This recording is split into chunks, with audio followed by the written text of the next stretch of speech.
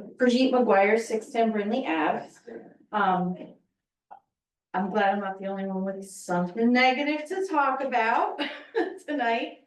I understand we are all celebrating this new administration and how lovely it is to move forward.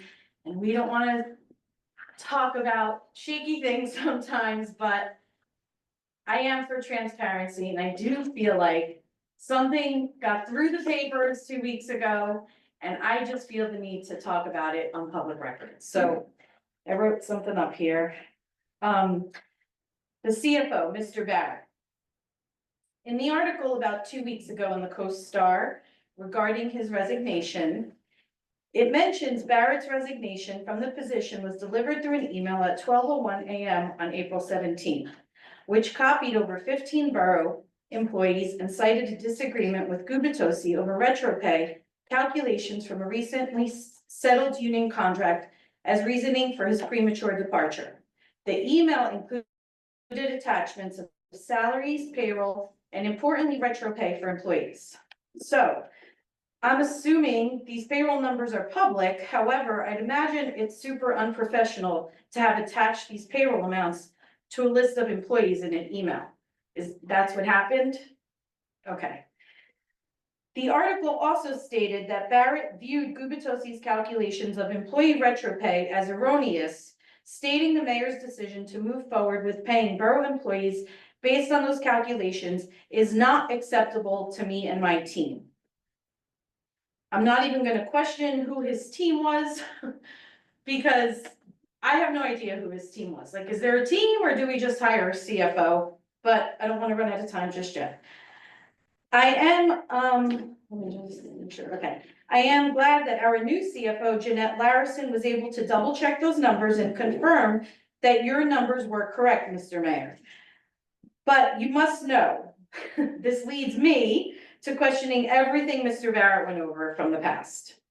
Because while Mr. Barrett stood up here telling us not to look in the rearview mirror, telling me directly he won't litigate what happened within the former administration when I asked about receipts, and also boasting that our former CFO, Mr. Gartz, was his good friend and did a good job.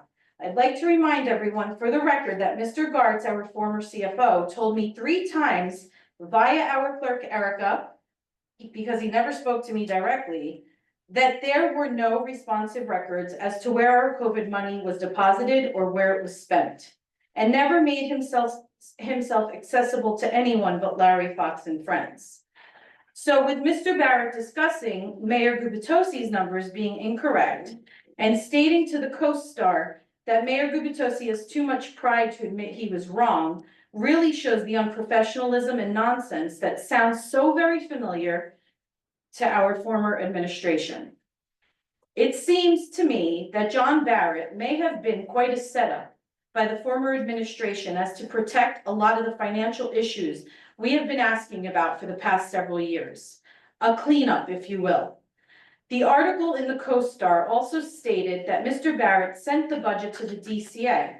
I understand that this is the process, but I would like to highlight that the DCA was terrible to our community over the past few years.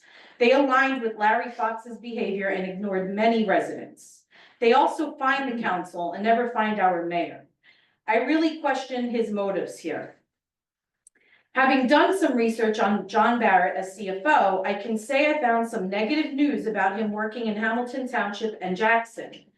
He has recently sued a mayor of another town stating harassment and retaliation. Sound familiar?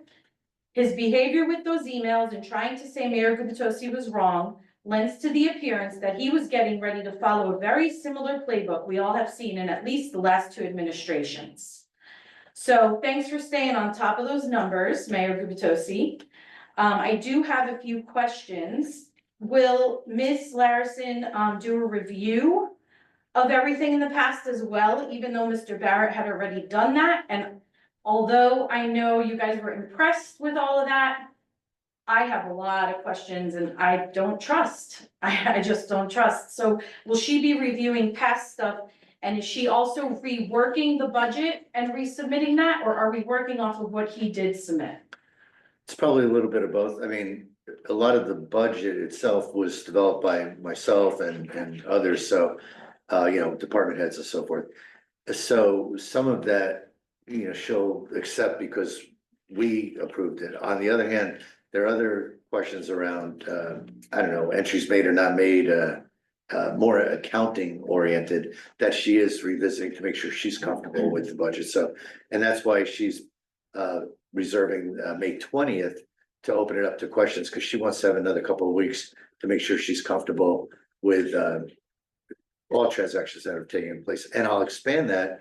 Not only Ms. Larison is looking at it to make sure everything's copacetic, but she's brought with her, we've hired someone she highly recommended to take the place of the QPA.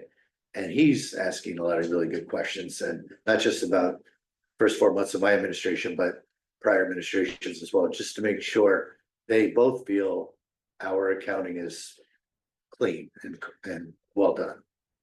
That's interesting. So as a QPA, I'm assuming he would look into purchasing, he would look into like what was purchased in the They're past not and like how money was Don't spent. get me wrong, they're not conducting an audit, they're not I looking at. know, I No. need one. No, but they are making sure transactions are put in the right buckets, and if there's anything unusual looking, they are certainly flagging it and asking us about it. It's more a question of, is that a capital expenditure, or should it have been coded that way versus this way?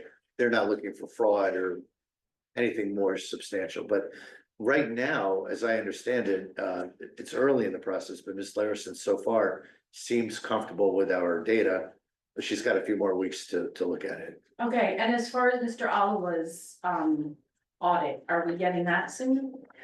I don't have timing from him yet, but my hope is normally it'd be due in end of June. The state apparently has already extended that deadline to August. Right. We're gonna ask Mr. Oliva to work as hard as he can and make sure we're getting him all the data he needs, so hopefully he can deliver it before the end of August. Now, will he he's working off of data that Mr. Barrett gave to him, correct? Some of it, a lot of it's Mr. Garscape then. Is there any way to have Miss Laris? I know it's budget season and I know there's so much, but I just don't trust that now. And if he's just gonna work off of numbers that came from people we didn't trust or didn't even treat us with respect, We having a really hard time with it. I appreciate your caution, but we have accounting records, we have documentation.